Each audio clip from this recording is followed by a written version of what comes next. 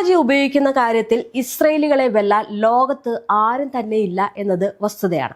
ലോകത്തെ ടെക് കമ്പനികളുടെ തലവാന്മാരായിട്ടുള്ള നിരവധി ജൂതന്മാരുണ്ട്. അതിവേഗം സാങ്കേതിക വിദ്യകൾ വികസിപ്പിക്കുന്നതിൽ ഇസ്രയേലിന്റെ പ്രബുദ്ധിയെ കഴിഞ്ഞ മറ്റൊന്നുള്ള ഈ ഒരു ടെക്നോളജി തന്നെയാണ് അവരെ ലോകത്ത് കരുത്തുറ്റവരും ഏതൊരറ്റവും യുദ്ധം വിജയിക്കാൻ കെൽപ്പുള്ളവരുമാക്കുന്നത്. ഇറാനും ഇസ്രയേലിന്റെ സാങ്കേതിക വിദ്യകൾക്ക് മുന്നിലാണ് പരാജയപ്പെടുന്നതും. ഇറാന്റെ പരമോന്നത നേതാവ് അയത്തുള്ള അലി ഖമേനിയുടെ കൊലപാതകത്തിന് പിന്നിലും സാങ്കേതിക വിദ്യകൾ എങ്ങനെ ഉപയോഗിക്കാമെന്ന ഇസ്രയേലിന്റെ തന്ത്രങ്ങൾ വ്യക്തമാണ്. ഖമേനി വധം അന്താരാഷ്ട്ര തലത്തിൽ വലിയ ചർച്ചകൾക്കാണ് വഴി തുറന്നിരിക്കുന്നത്. വർഷങ്ങളായി ഇസ്രയേൽ നടത്തിയ രഹസ്യ നീക്കത്തിന്റെ നിരീക്ഷണത്തിന്റെയും ഫലമായിരുന്നു ഈ ഖമേനിയുടെ കൊലപാതകം എന്ന് പറയുന്നത്. ഇറാന്റെ സുരക്ഷാ സംവിധാനത്തിലേക്ക് രഹസ്യമായിട്ട് കടന്നു ചെല്ലുകയും അവയെ നിയന്ത്രണത്തിലാക്കുകയും ചെയ്ത ഈ ഒരു നീക്കം മറ്റ് രാജ്യങ്ങളുടെ സുരക്ഷാ സംവിധാനങ്ങൾക്കും ഒരു വെല്ലുവിളിയാണ്. ഇനി ഇസ്രയേൽ വർഷങ്ങൾക്ക് മുമ്പ് തന്നെ ഇറാന്റെ സുരക്ഷാ സംവിധാനം ഹാക്ക് ചെയ്തു എന്നാണ് പുറത്തുവരുന്ന വിവരം. ഈ അന്താരാഷ്ട്ര മാധ്യമങ്ങൾ റിപ്പോർട്ട് ചെയ്യുന്നതനുസരിച്ച് ടെഹ്റാനിന്റെ ട്രാഫിക് ക്യാമറകളും മൊബൈൽ നെറ്റ്വർക്കുകളും ഇസ്രയേലിന്റെ രഹസ്യ നിരീക്ഷണത്തിലായിരുന്നു. ക്യാമറകളിൽ നിന്നുള്ള ദൃശ്യങ്ങൾ എൻക്രിപ്റ്റ് ചെയ്ത് ടെൽ അവീവിലെ ഇസ്രയേലി സർവറുകളിലേക്ക് അയച്ചിരുന്നതായിട്ടാണ് റിപ്പോർട്ടുകൾ സൂചിപ്പിക്കുന്നത്.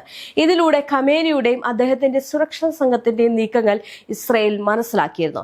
ഖമേനിയുടെ വസതിക്ക് സമീപമുള്ള ഒരു ക്യാമറ ദൃശ്യമാണ് ആക്രമണത്തിൽ നിർണായകമായത് എന്നും റിപ്പോർട്ടുകൾ സൂചിപ്പിക്കുന്നുണ്ട്.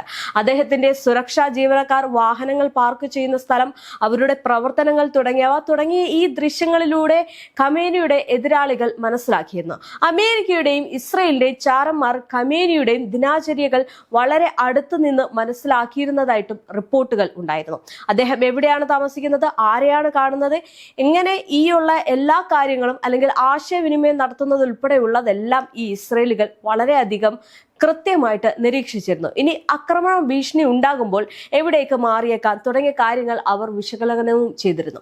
എന്തായാലും അദ്ദേഹത്തിനൊപ്പം കൂടിച്ചേരലുകൾ നടത്തിയിരുന്ന മറ്റ് പ്രധാന രാഷ്ട്രീയ സൈനിക നേതാക്കളെയും ചാരസംഘങ്ങൾ നിരീക്ഷിച്ചിരുന്നു. ഖമേനി ഉൾപ്പെടെ ഇറാനിലെ ഉന്നത ഉദ്യോഗസ്ഥർ ശനിയാഴ്ച രാവിലെ ടെഹ്റാനിലെ സമുച്ചയത്തിനുള്ളിലെ വ്യത്യസ്ത സ്ഥലങ്ങളിൽ യോഗം ചേരുന്നതായിട്ട് CNN റിപ്പോർട്ട് ചെയ്തിരുന്നു. ഈ സമുച്ചയത്തിലാണ് ഖമേനിയുടെ ഓഫീസും ദേശീയ സുരക്ഷാ സംവിധാനത്തിന്റെ ഓഫീസുകളും സ്ഥിതി ചെയ്തിരുന്നത്. ആദ്യത്തെ രാത്രിയിൽ ആക്രമണം നടത്താനാണ് പദ്ധതി ഇട്ടിരുന്നത് എങ്കിലും പിന്നീട് പകൽ സമയത്തേക്ക് മാറ്റിയതായിട്ടാണ് വിവരം. ഇസ്രയേൽ സമയം രാവിലെ 6 മണിയോടെയാണ് ഇസ്രയേലിന്റെയും US-ന്റെയും യുദ്ധവിമാനങ്ങൾ സമുച്ചയത്തിലേക്ക് മിസൈലുകൾ പ്രയോഗിച്ചത്. ഈ 60 സെക്കൻഡിനുള്ളിൽ 3 ലക്ഷ്യസ്ഥാനങ്ങൾ ആക്രമണങ്ങളിൽ തകർക്കാൻ കഴിഞ്ഞെന്നാണ് ഇസ്രയേലി സൈനിക ഉദ്യോഗസ്ഥൻ അവർ അവകാശപ്പെടുന്നത്. ഖമേനി ഉൾപ്പെടെ 40 മുതിർന്ന ഉദ്യോഗസ്ഥരും കൊല്ലപ്പെട്ടിട്ടുണ്ട് എന്നാണ് ഇസ്രയേലിന്റെ വാദം. എന്തായാലും മാസങ്ങളായി ഖമേനി എവിടെ എന്ന് CIA ട്രാക്ക് ചെയ്തുകൊണ്ടിരുന്നു. പതിവായി ഖമേനിയെ സന്ദർശിച്ചിരുന്ന ഓഫീസുകളും മറ്റു സ്ഥലങ്ങളും CIA പിന്തുടർന്ന് കണ്ടെത്തി. പിന്നെ ഖമേനി ഉണ്ടാകാൻ സാധ്യതയുള്ള സ്ഥലങ്ങളുടെ ഒരു പാറ്റേൺ മാപ്പ് ഉണ്ടാക്കി വളരെ കൃത്യമായിട്ടുള്ള ഒരു പദ്ധതിയായിരുന്നു ഈ നിരീക്ഷണത്തിലൂടെ ഇസ്രയേൽ നെയ്തെടുത്തിരുന്നത്. ഈ ശനിയാഴ്ച ഇറാൻ സൈനിക കമാൻഡർമാരുടെ യോഗം നടക്കുന്നു എന്ന വിവരം CIAക്ക് കിട്ടുകയും ചെയ്തിരുന്നു. ഈ യോഗത്തിന് ഖമേനി അധ്യക്ഷത വഹിക്കുന്നു എന്ന് ഈ CIA മനസ്സിലാക്കി പിന്നീട് ഈ നിർണായക വിവരം എന്ത് ചെയ്തെന്ന് വെച്ച് കഴിഞ്ഞാൽ ഈ CIA ഇസ്രയേലിന് കൈമാറി. ഈ ഒരു ആക്രമണത്തിലൂടെ ഖമേനിയെയും ഇറാൻ പ്രതിരോധ സംവിധാനത്തിന്റെ തലപ്പത്തുള്ളവരെയും ഒറ്റയടിക്ക് വധിക്കാൻ തീരുമാനിക്കുകയായിരുന്നു.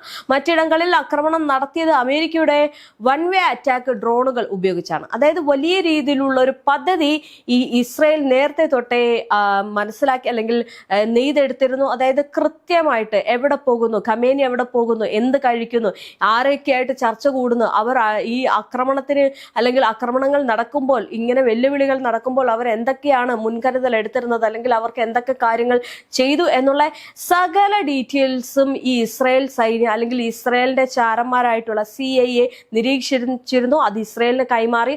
ആ ഒരു ടെക്കിന്റെ ആ ഒരു വലിയൊരു രീതിയിലൂടെയാണ് ഈ ഇറാനെ ഇറാന്റെ പരമോന്നത നേതാവിനെയും ഫുള്ള് തീർത്തിരിക്കുന്നത്. എന്തായാലും വലിയൊരു ടെക്നോളജിയാണ് ഇതിലേക്ക് ഇസ്രയേൽ ഉപയോഗിച്ചിരിക്കുന്നത്.